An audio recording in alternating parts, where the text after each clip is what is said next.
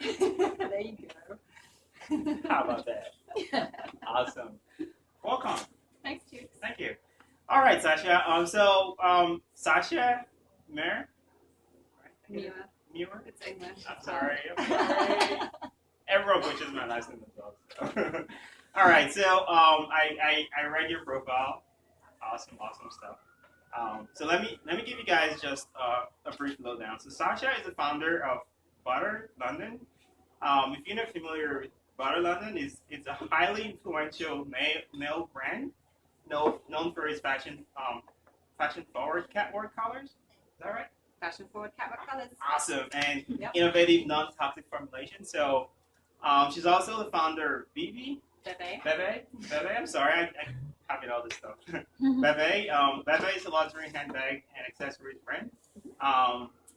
And it was launched online exclusively, right? Last year. Awesome.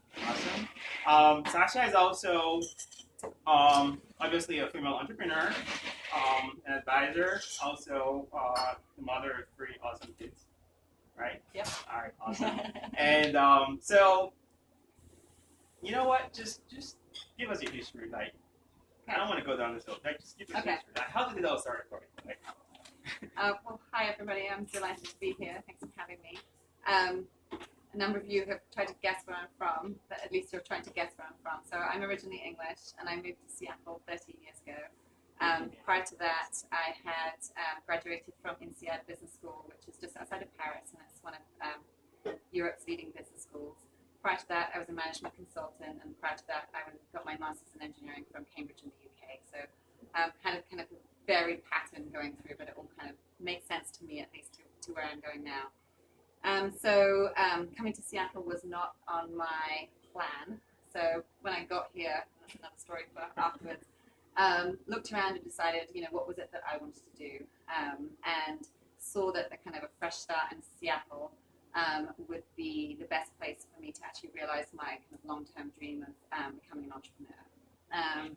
And so what I did to kind of start that dream was just to start working at other people's entrepreneurial ventures. So I actually worked in a number of tech marketing ventures and kind of learned my way, saw things that I liked what people did and things that I didn't like, and meanwhile I was kind of writing my various business plans to start a business. And being an engineer, kind of half of me is the engineer and half of me is the marketing branding person. Being the engineer, I start with writing a plan and going through the financial stuff, and I wrote probably 5 plans, which at some point just broke down, and I said, this is not going to be the business for me. And then I started writing, got the idea for Butter London. I started writing that plan, and I wrote, and I kept writing. I was like, wow, I'm still going on this. This might be something. So I approached a couple of the directors, one of them, some of you guys know, of one of the companies I was working for, and I said, I think I had this idea. Will you join me in seeding this company, which I'm going to call Butter London?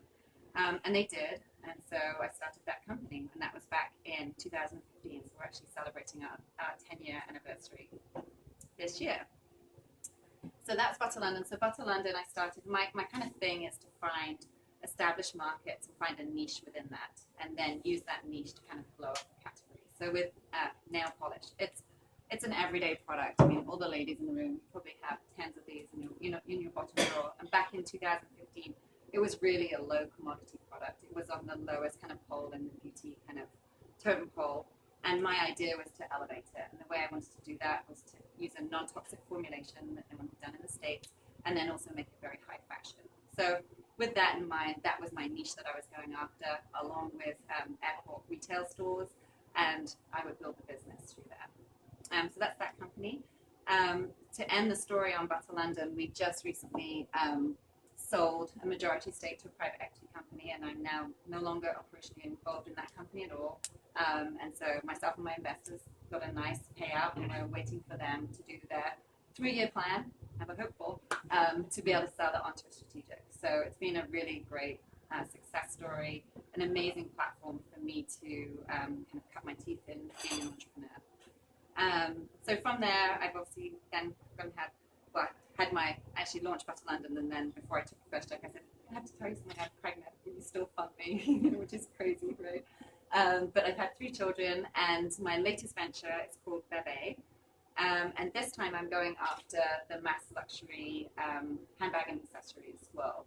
And I want to do it in a way which is direct to consumer. So the niche I see here is that, of course, who needs another handbag in the world? But at Bebe, what we do is we actually cater to what I call the woman that does. So it's a handbag that is both brilliant and beautiful. So all of our bags try and bring a functionality to their user that other people don't do or don't see that they don't do, and or they can't see the use to that to the end consumer. So we develop beautiful high fashion bags, wonderful quality that also kind of offer some utility. So I'll just show you with this one. So this is called the Sidekick. It's a convertible clutch wallet. So it's essentially just made to carry the things that I need every day. It's not this bag which has my computer in and 4 hairbrushes and 5 lipsticks and da-da-da-da. This is what I need when I'm just running around. So I can wear it as a crossbody like this. I can take this off and have it as a clutch or a wallet. It's got room for my smartphone. It's got room, what do I have in here? So it's really essential. So I have a pen, I have my lipstick, I have all of my cash on my cards, and then our kind of secret thing, and the engineers will appreciate this, is that this is really my essentials. So I can just take this, dump the rest of this, and then this is what I transfer between bags. And so it's this kind of product innovation encased in a kind of high quality luxury embodiment, which I believe is going to propel this company forward and really kind of make a noise within this very crowded market space. What else can I tell you? So we're direct to consumer. So obviously a big part of that is being on the web. I've had websites before, but never had that as my exclusive sales place. So there's been a ton of learning for me. Learning all social media and all of that kind of stuff this time around has obviously taken great strides in the last kind of 4 or 5 years. So that's been super interesting. And, you know, I love being an entrepreneur. I love being able to create and then build. I love being able to use the creative processes and then the strategic processes, and then just, getting it done processes, mapping it out, building a company, building a culture, and hopefully delivering products which people really love and enjoy. Awesome. Yeah, the funny thing you said, the story about how you got into Seattle, you said that's another time? Oh, I reject that. You've got to tell that story, Okay. Sasha. Seriously, okay, so before you go on, I've spent a lot of time in London. It's obviously a city that's known for around its high fashion, just like Paris and all the other cities. But Seattle, though, right? Yeah. Well. What are you saying, Juice? Well, here's what I'll say about Seattle. When I first arrived, by the way, I love Seattle. I'm not one of those implants that's like, I love it. But I love also to go back to London at least once or twice a year. But when I first arrived in Seattle, I literally thought to myself, okay, and I actually started doing it, I'm going to create these little badges, which I'm going to hand out, which is like fight the fleece, because I was just always amazed at going to these things where people would look absolutely fantastic and then throw a fleece jacket on top of it like, and I can say just from my observation that things have changed a lot in terms of fashion in the city, for the better. So it's changing. It's changing. It's still pretty casual, but it's changing. Yeah. Awesome. So I'm jealous. I mean, all this cool stuff for the ladies. Anything for the guys? The thing for the guys is that you get brownie points when you buy your lady one of these. One of our other kind of differentiators is giftability. So mainly when you buy a bag, you just get the bag in the shopping bag. But for us, it's all about presentation. So, it's about saying this is a luxurious experience from beginning to finish. So we have our signature bag, we have the bag within there with its own dust bag. So it's all about really being a direct-to-consumer company whilst looking at every single opportunity to touch the customer in real life and delight them. So whether that be a customer service or packaging and presentation, that's part of what makes that special. Right. This is really awesome. So you're an engineer by training. What inspired you to go into fashion? Have you always been a fashion enthusiast? I can't say that I've been fashion crazy. Woke up at the age of 2 and started wanting to dress up in Prada shoes or what have you. But I've always had a really good, strong sense of style, and that I've always had, and it's kind of obviously evolved as I go through my teens, 20s, 30s, and you find that. So I'm not fashion crazy, but I'm very aware of style and elegance and what's on trend. I'd say that I've always been on trend, but not trendy, and that has really carried through into much of the stuff that we do. Yeah. So what inspires you? What inspires me? Creation. It's the silliest thing, and you guys will know if you're entrepreneurs, but when somebody says something great about your product, whether they be someone on the street or someone in the press or whatever, sense of pride to know that you've created something that's meant something. I get inspired by other women, particularly who are entrepreneurs and making it happen. I get involved quite a lot with other female entrepreneurs who may be on their first journey, and that's inspiring. I find inspiration in a ton of places. And when it comes to this kind of thing, it's really the inspiration comes from, I don't want to create vacuous products. This is a brand purpose. It's not an airhead brand. It's for women who have stuff to do and have a busy lifestyle. And I don't ever want to create products that don't have some kind of depth in the product or depth in the story or depth in the marketing. That's what inspires me. Right. What about your motivations? Every day you wake up, right, as an entrepreneur. You wake up every day, and maybe not there as an entrepreneur. Some days you feel, some days you just feel so pumped, right? But obviously, you've got to feel pumped every day you wake up. Right? So what keeps you going every day? I think I'm a pretty driven person. So my role in our family is to be the entrepreneur and to place the bets, and we place the bets on me, and I'm driven to prove that out in the ones in my portfolio. I'm sure they're going to be big ones, small ones, huge ones, not ones. So that's a driver, and then also honestly, I have 2 girls myself, and I want them to see that as women, we make it, we pave our way, and we work for our share, and that it's fun, and that I'm happy and fulfilled, and that's what I want for all of my children, not just my 2 girls. But that's a huge motivator for me. So speaking of your girls, we have daughters of the same age, same class. And one of the things I saw in your profile was quite interesting was that so you're British, obviously. You had your dolls called Cindy. Cindy dolls. Cindy dolls. Mm-hmm. Obviously that meant a lot to you. So our daughters, I guess, are in that phase right now. Mm-hmm. It's all about dolls. Yeah. So you obviously are very big on female entrepreneurs, mm-hmm. right? And you do advise female entrepreneurs. What are some of the things you would tell a female entrepreneur who's just getting started, who's got kids, obviously? So I've had a chat with a couple of folks who basically are going through this phase where they have this great idea, but they've got kids at home, right? And they have no clue, how to transcend, just being either a stay-at-home mom, which is awesome, by the way, or just trying to, juggle all of them.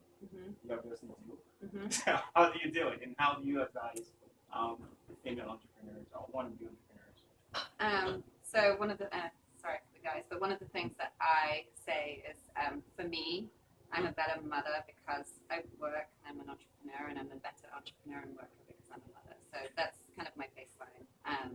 And I think a lot of people, especially stay-at-home moms, which I think, by the way, is the hardest job in the world, and I can never do it. It's just a challenge because you're out of that mindset of I can do it. So it's about finding that confidence of I can do it, and then putting together a realistic plan. Like if you only have 4 hours in a day, well then take those 4 hours and take them for yourself and do something. And if it should be an 8-hour-a-day job, well it's just going to take you twice as long, and that's okay because moving forward is better than not moving. And so to progress, to move forward, and to start, a lot of it's just start.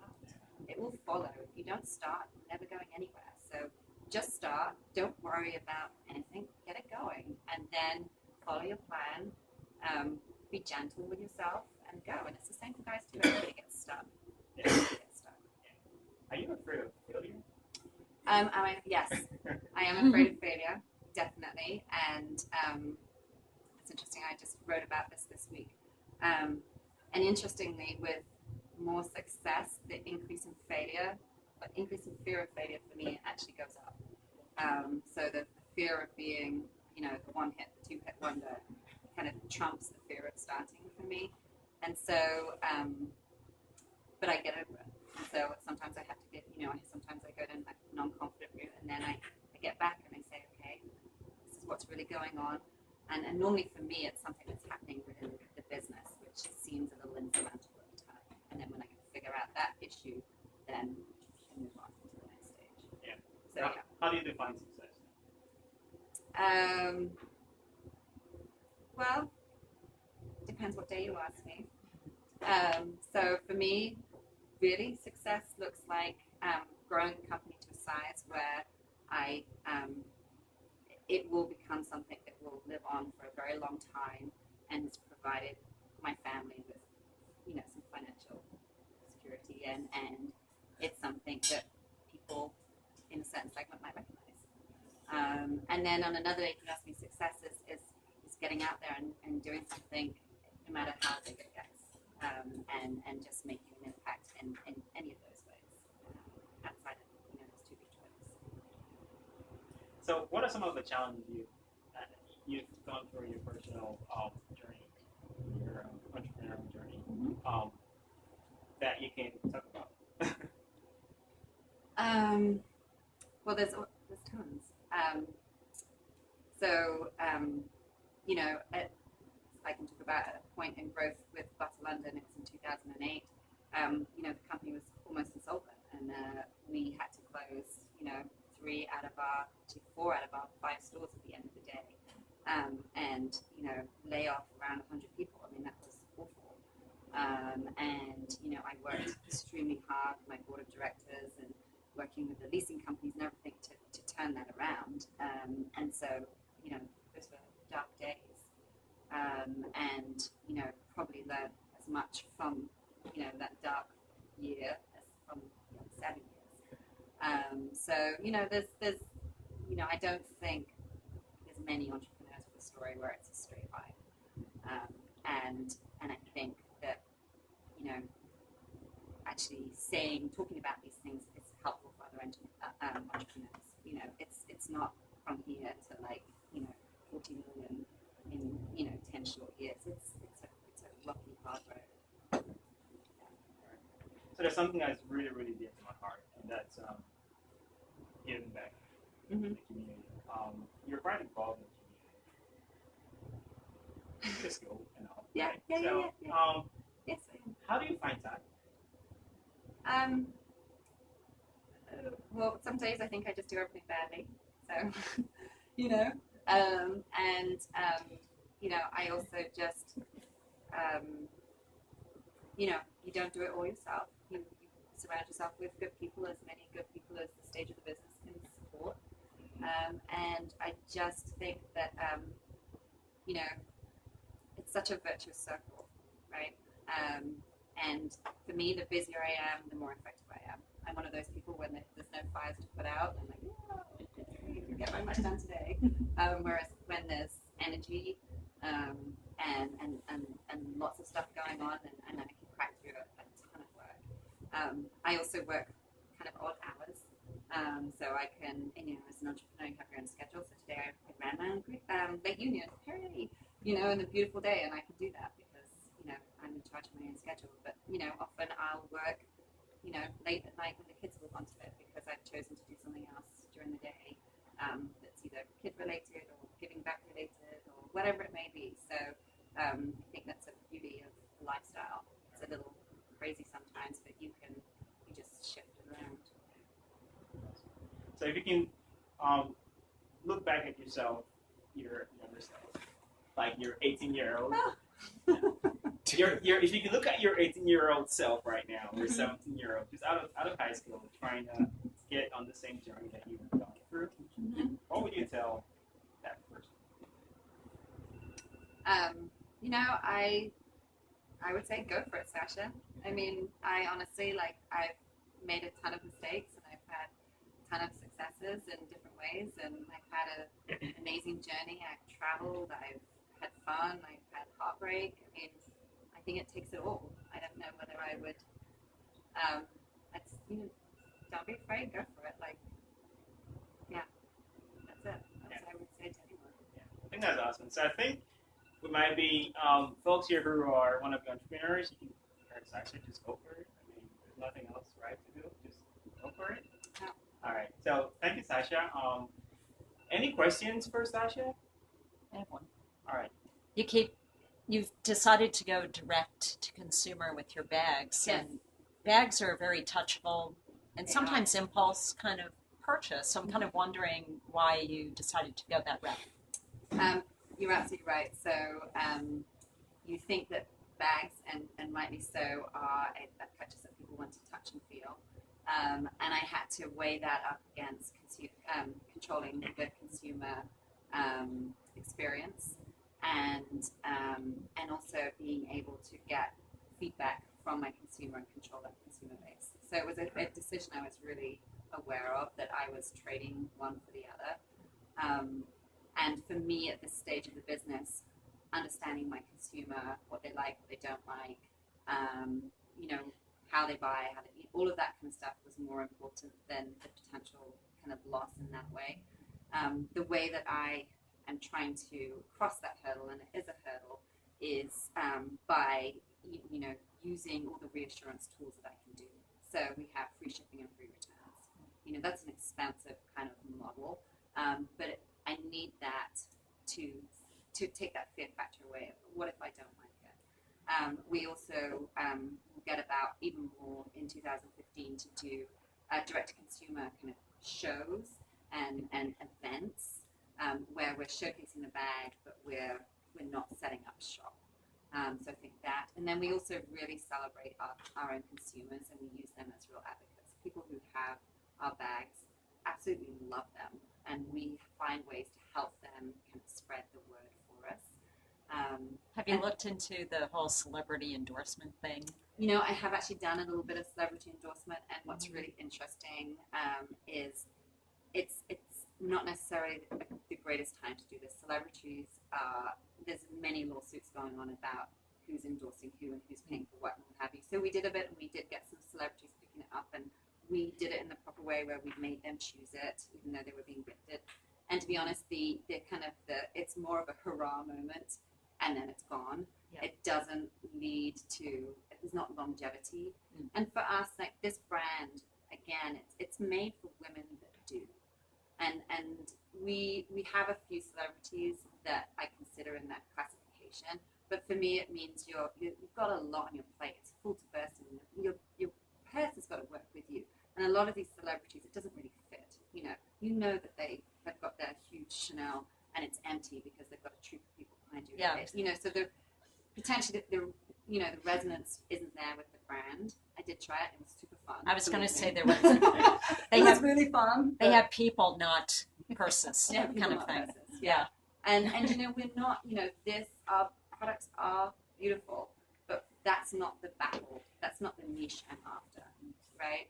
So this is a $200 purse. So it's mass luxury. So it's not designer, but it's more in that kind of Michael Kors, Kate Spade, kind of Tory Burch arena.